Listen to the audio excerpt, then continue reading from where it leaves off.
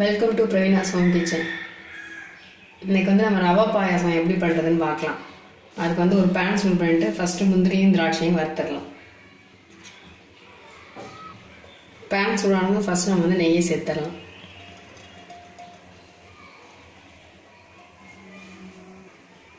நெய் உருண்டதும் நான் இந்த அளவுக்கு முந்திரி பருப்பு எடுத்திருக்கேன். நீங்கள் தேவைக்கேற்ற மாதிரி எடுத்துக்கோங்க.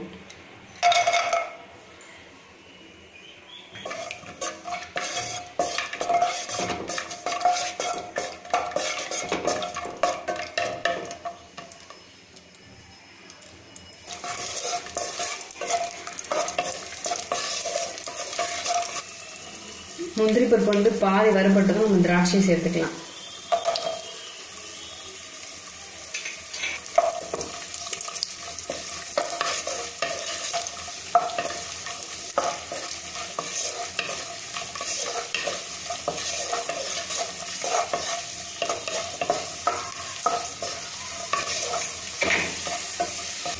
திராட்சை இந்த மாதிரி பலூன் மாதிரி வந்ததுக்கப்புறம் நம்ம பாத்திரத்தில் ட்ரான்ஸ்ஃபர் பண்ணிடலாம்.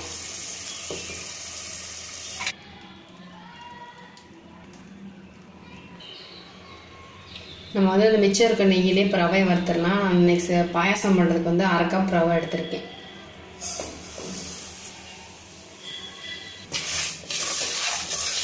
ரவையோட ஸ்மெல்லு வர வரைக்கும் நல்லா வறுத்துக்கோங்க.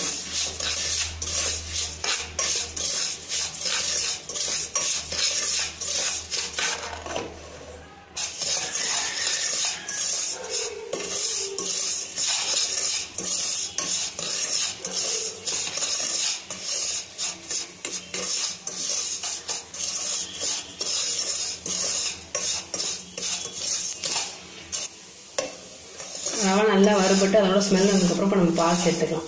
1/2 கப் ரவைக்கு வந்து 1/4 கப் பால் சேர்த்துக்கிறேன் நான். ரவை பாயாசம் வந்து ஆறுனதுக்கப்புறம் கொஞ்சம் கெட்டியாகிடும். அதனால் பண்ணும்போது கொஞ்சம் தண்ணியாகவே செய்யுங்க.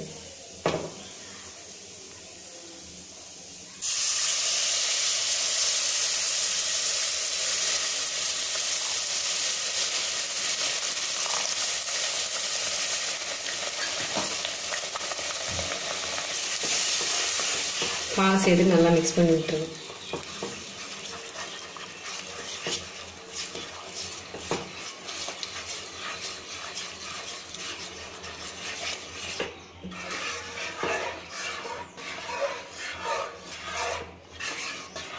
ரவையை சேர்த்து நல்லா கலந்து விட்டதுக்கப்புறம் ஒரு 2 நிமிஷம் நல்லா ரவையை வேக வச்சதுக்கப்புறம் நம்ம சர்க்கரை சேர்த்துக்கலாம். சர்க்கரை வந்து நான் 3/4 கப் எடுத்திருக்கேன். நீங்கள் இனிப்பு ஏற்ற மாதிரி எடுத்துக்கோங்க.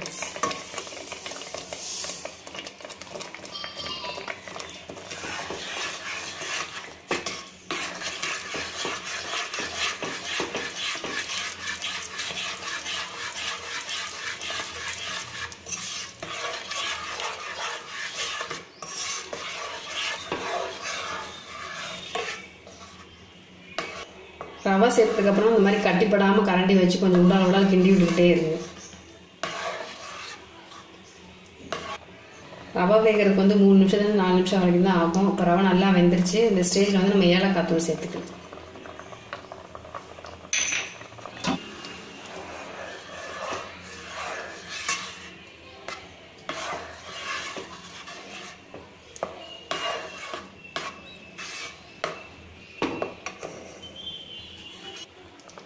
ஏலக்காய் தூள் சேர்த்து நல்லா மிக்ஸ் பண்ணி விட்டுருக்கோம். கடைசி நான் வறுத்து வச்ச முந்திரி பருப்பையும் திராட்சையும் சேர்த்தேன்.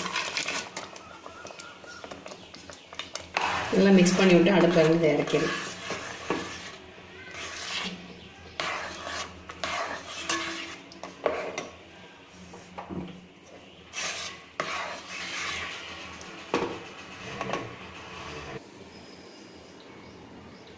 கிரீமியான ரவை பாயாசம் ரெடி ஆயிடுச்சு. இதே மாதிரி நீங்களும் ட்ரை பண்ணி பாருங்கள். இந்த வீடியோ உங்களுக்கு பிடிச்சிருந்துச்சுன்னா லைக் பண்ணுங்கள், ஷேர் பண்ணுங்கள், சப்ஸ்கிரைப் பண்ணுங்கள். தேங்க்யூ.